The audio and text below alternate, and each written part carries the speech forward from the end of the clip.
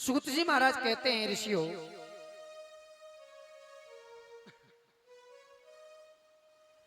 उसके बाद में राजा दक्ष प्रजापति ने 10,000 पुत्रों को जन्म दिया कि किन्नर पुत्राय ते गुरुकुलालम नारद दक्षः। राजा दक्ष प्रजापति ने 10,000 पुत्रों को जन्म दिया और वो कहां चले गए? गुरुकुल के लिए चले गए। गुरुकुल पढ़ लिख कर आए तो बीच में कौन आ गए? नारद जी आ गए। अब बहुत सी माता जी तो हज जाती है नारद जी के नाम को सुनते, कोई ना कोई बात होगी अब करने वाली। जैसे ही नारद जी महाराज मिल गए, उन्होंने कहा अरे आप किसके पुत्र हो? तो 10,000 पुत्र बोले हम राजा दक्ष प्रजापति के पुत्र हैं। कि कहां से आए हो भैया? कहा है कि हम गुरुकुल से आए हैं, अब विवाह आदि करेंगे, संतान पैदा करेंगे और सृष्टि की रचना करेंगे। बोलो हर हर महादेव। भगवत प्रेमी सज्जनों, मेरी माता जी ओरी मैया इधर ध्यान देना री। तो उन्होंने कहा आप राजा दक्ष प्रजापति के पुत्र हो तो हम तुम्हारे पता है कौन लगते हैं? ताऊ जी लगते हैं। कि ताऊ जी के चरणों में बारंबार प्रणाम, कि खुश रहो, बैरागी हो जाओ। तो आप अब विवाह करोगे? तो 10,000 पुत्र बोले कि हाँ हम विवाह करेंगे। तो नारद जी कहते हैं जिसने करा विवाह उसका हुआ जीवन का खला। जो विवाह कर लेगा ना वो पीछे बहुत पछताता है, इसलिए ब्याह मत करना भैया। ये बहुत बुरा लड्डू है, इसको खा ले तो पछता है, ना खाए तो पछता है। बोलो हर हर महादेव। कहने लगे नारद जी महाराज, जब तक इंसान कब तक रहता है? जब तक उसका विवाह नहीं होता है तब तक ही वो इंसान होता है। राजा दक्ष प्रजापति के पुत्र बोले वो कैसे? नारद जी देखो भाइयों बेटा ध्यान से बात सुनो। जब मनुष्य का जन्म होता है ना तो कितने पैर होते हैं? 2 पैर होते हैं। और जैसे ही उसका विवाह हो जाता है तो कितने पैर हो जाते हैं? 4 पैर हो जाते हैं। तो 4 पैर किसके होते हैं? बैल के होते हैं। वो बैल बन जाता है, अब हर चलाता रहता है। उसके बाद में बच्चा और हो जाता है तो कितने पैर हो जाते हैं? 6 पैर हो जाते हैं। वो भौरा बन जाता है, फिर भौं भौं करके दुनिया में उड़ता रहता है। फिर कहते हमारे भारत देश में बच्चे 2 ही अच्छे, तो एक बच्चा और हो गया तो कितने पैर हो गए मेरी माता जी? बोलो मेरी माँ, 8 पैर हो गए हैं। और 8 पैर मकड़ी के होते हैं और मकड़ी जाल बनते बनते बनते बनते उसमें मर जाती है और भगवान का वजन हम नहीं कर पाते हैं। ये बात सुनकर तो वो भी उनके क्या, ये बात तो बहुत सही। इसलिए वो राजा दक्ष प्रजापति के पुत्र विरक्त हो गए, संत बन गए, चले गए छोड़ के, हमने नहीं करना कोई ब्याह। नारद जी कहते चले जाओ बेटा, ब्याह में कुछ नहीं रखा है, हमारी तरह हो जाओ। ये बात जब राजा दक्ष प्रजापति को पता लगा तो बड़ा रुदन किया। उन्हें फिर 10,000 पुत्रों को फिर जन्म दिया, फिर गुरुकुल भेजा। और जैसे फिर आए तो फिर नारद जी आ गए। फिर ऐसे पट्टी पढ़ाई, ऐसी पट्टी पढ़ाई कि उनको भी विरक्त कर दिया। उसी समय उसी समय दक्ष प्रजापति को क्रोध आ गया कि नारदो दुराचारी पुत्र मोह दुखो नवाए। हे नारद, तू कितना दुष्ट है, तू क्या जानता है पुत्र की पीड़ा को, मुझसे पूछ, मैं जानता हूं। और उसी समय राजा दक्ष प्रजापति ने देव ऋषि नारद को श्राप दे दिया, जा देव ऋषि नारद, मैं तेरे श्राप देता हूं, तू 2.5 घड़ी से ज्यादा कहीं टिकेगा नहीं। जो 2.5 घड़ी से ज्यादा टिकते नहीं है ना नारद जी महाराज, किसने श्राप दिया? राजा दक्ष प्रजापति।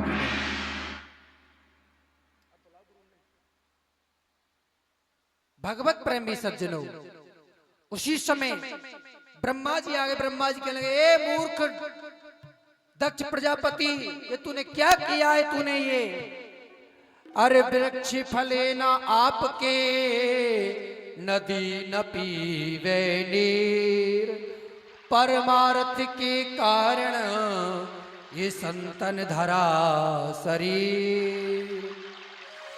कि बरी बदरिया पाप की बरसन लगे अंगार, कि संत न होते संसार में तो जल जाता संसार।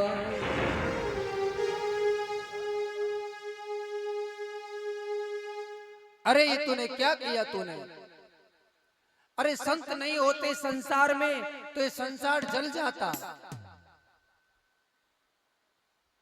वृक्ष फले ना आपके, हे देवर्षि नारद, कभी भी वृक्ष अपने फलों को स्वयं नहीं खाता है, और मेरी मैया जी नदी स्वयं अपना जल कभी नहीं पाती। भगवत प्रेमी सज्जनों, जैसे ही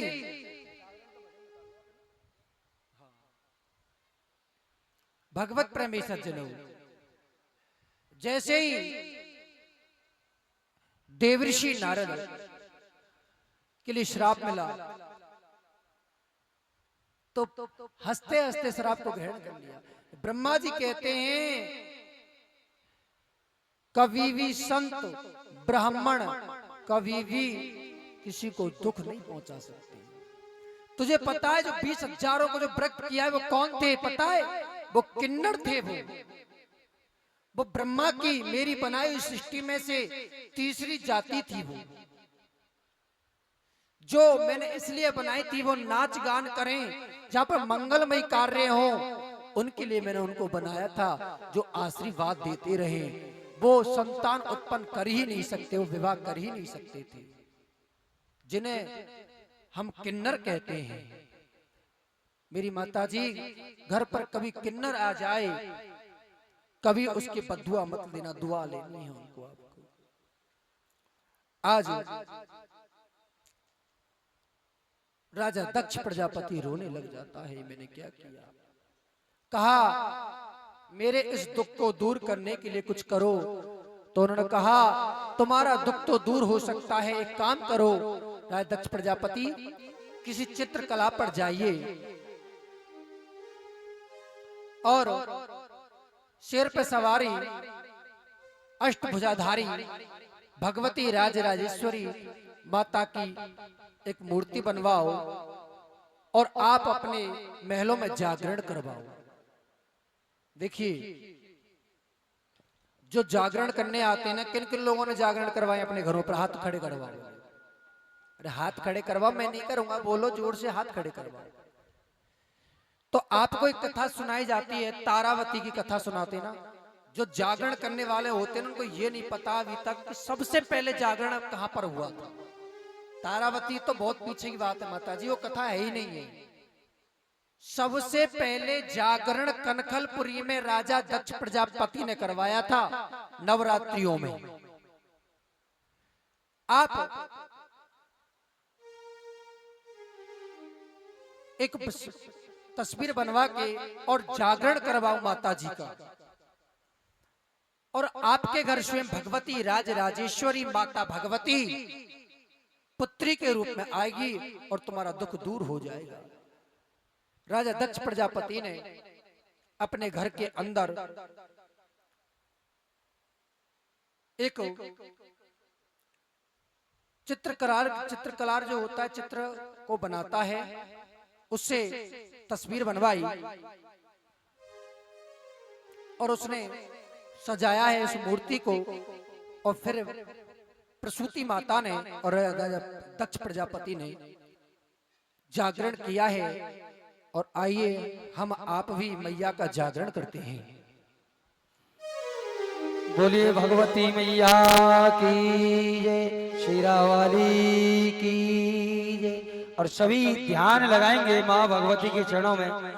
जितनी भी माता यहाँ बैठी हैं प्रेम से और मीठी मीठी ताली जरूर बजाते रहिएगा। ओ लागी लागी री भवानी तोते डोरे, और चलिया मैया से चढ़ी। ओ लागी लागी रे भवानी तोते डोरे, चलिया मैया से चढ़ी। लागी लागी रे भवानी तोते डोरे, चलिया मैया से चढ़ी।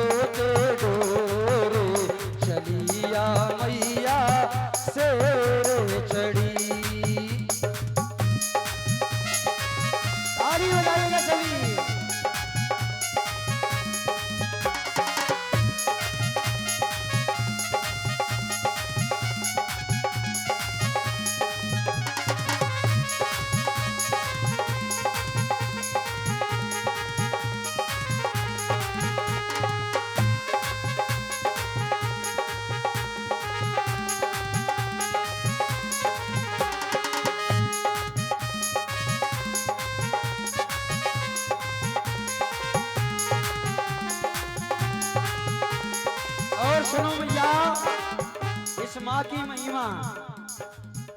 आरी सतयुग में अनसुईया बन के सत की कला दिखाई।